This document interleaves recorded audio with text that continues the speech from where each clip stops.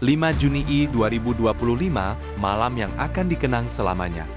Di hadapan lebih dari 69.000 penonton di Stadion Utama Gelora Bung Karno, Timnas Indonesia menorehkan sejarah dengan mengalahkan China 1-0 dalam kualifikasi Piala Dunia 2026. Gol tunggal dari Ole Romeni melalui titik penalti menjadi penentu kemenangan yang membawa Indonesia semakin dekat ke ajang tertinggi sepak bola dunia.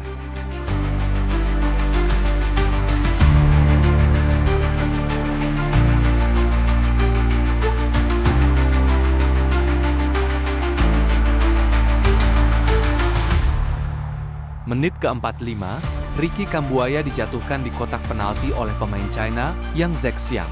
Wasit tanpa ragu menunjuk titik putih usai meninjau VAR. Ole Romeni maju sebagai eksekutor dan dengan tenang menaklukkan kiper lawan. Pelatih Patrick Kluivert memuji penampilan Kambuaya, menyebutnya bermain fantastis dan menunjukkan semangat besar. Kambuaya, well, I don't have to say many things. Ricky today played a fantastic game. He showed really big heart. He's a very shy player, but on the field, he's really a good player. Kemenangan Indonesia menjadi sorotan media internasional. Al Jazeera melaporkan bahwa kemenangan ini memperkuat harapan Indonesia untuk lolos ke Piala Dunia. Media Vietnam dan Korea Selatan juga menyoroti performa impresif skuad Garuda di bawah asuhan Patrick Kluivert. The former Dutch under-20 international, with a huge moment, can he give Indonesia the lead? He can! Kekalahan dari Indonesia memicu reaksi keras di China. Media dan penggemar menyebut hasil ini memalukan dan menyerukan perubahan besar dalam tim nasional mereka. Pelatih Branko Ivankovic menerima tanggung jawab atas kegagalan timnya dan menyoroti perlunya regenerasi pemain.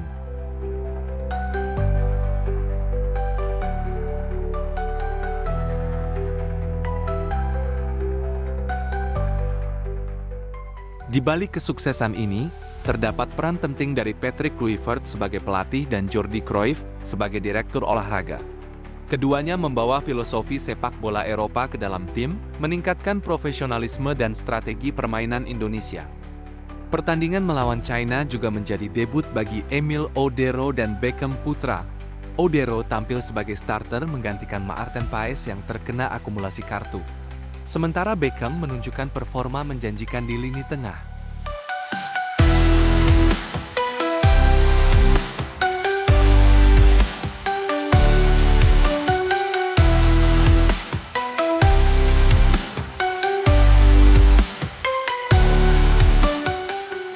Dengan kemenangan ini, Indonesia mengumpulkan 12 poin dari 9 pertandingan, menempati posisi ketiga di grup C.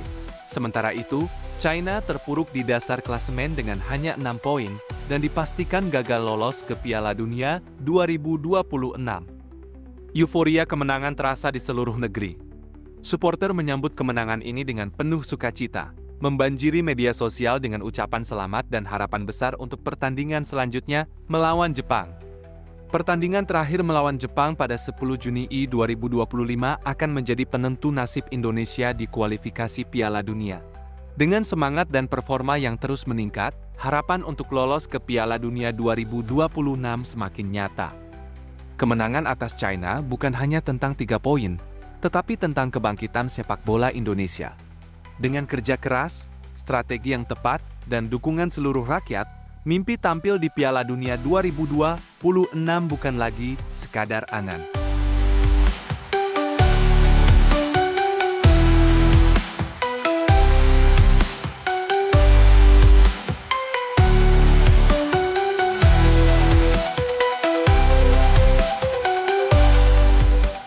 Setelah peluit panjang berbunyi, sorak penonton menggema ke langit Jakarta.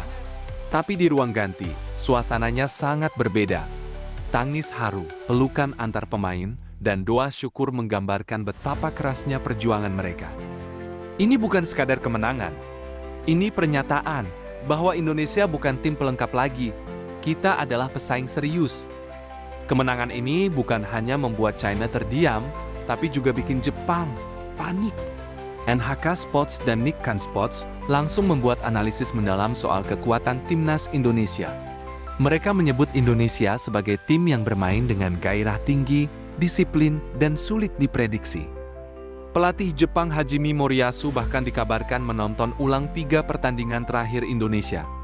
Mereka tahu, jika mereka lengah di Saitama pada 10 Juni nanti, Garuda bisa mencuri poin di Jepang.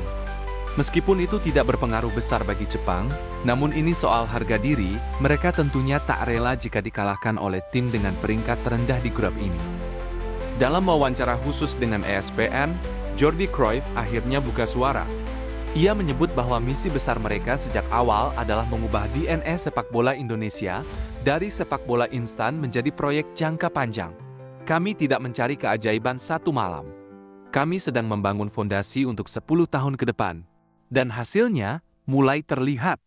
Pemain-pemain dari Liga 1 kini mulai menyatu dengan pra-pemain Eropa. Lihatlah bagaimana duet Diki Takaichi dan Ole, keleluasaan Kambuaya dalam membombardir lini pertahanan China, hingga bagaimana ketenangan Rizky Ridho yang mampu memutuskan semua serangan China. Mereka tampil konsisten di sistem taktik modern. Tentunya ini bukan hasil instan, ini hasil dari kerja keras berhari-hari. Sebelum melawan China, latihan timnas Indonesia di Bali ternyata jauh dari kata santai. Pemain diberi latihan fisik militer ringan, game taktik dengan tekanan mental, dan sesi diskusi malam seperti ruang kelas. Bahkan beberapa pemain mengaku latihan bersama Kluivert lebih berat dari klub-klub mereka di Eropa. Tapi itulah kuncinya, mentalitas juara ditempa, bukan dilahirkan. Mimpi yang dulu ditertawakan, kini menakutkan untuk lawan. Dulu, saat kita bicara Indonesia ke Piala Dunia, banyak yang tertawa. Bahkan media kita sendiri pesimis. Tapi malam tanggal 5 Juni itu membungkam semuanya. Malam itu bukan hanya China yang kalah, tapi juga semua keraguan dan cemoohan terhadap bangsa ini. The former Dutch under-20 international with a huge moment. Can he give Indonesia the lead? He can!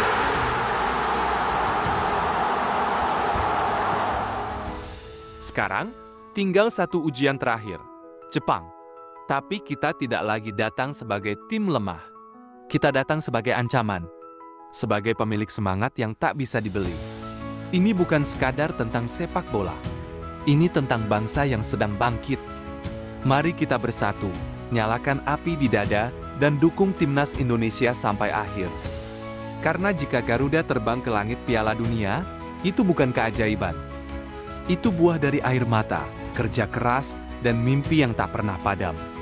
Klik like, subscribe, dan nyalakan lonceng agar kamu gak ketinggalan perjuangan dramatis selanjutnya.